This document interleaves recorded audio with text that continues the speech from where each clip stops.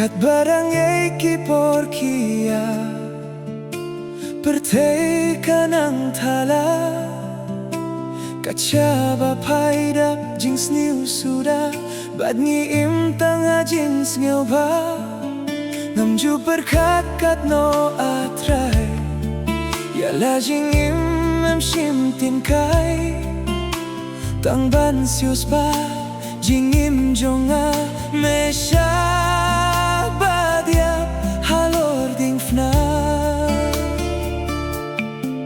Dei taradu jingeng Hashem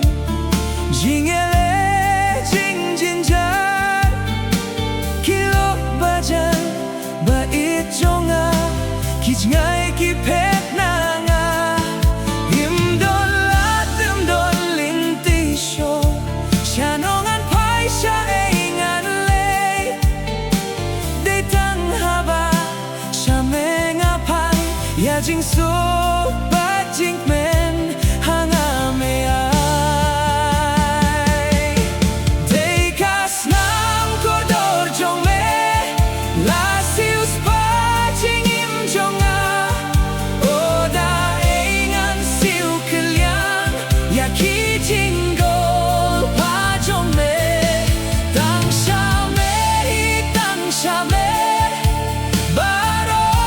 jing im nga ai Ngan Sakri tanya me habandawai jingim jonga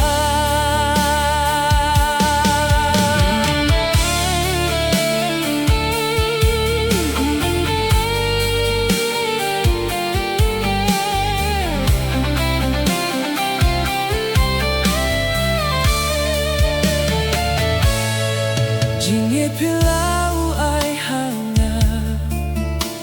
Kajinget pasisha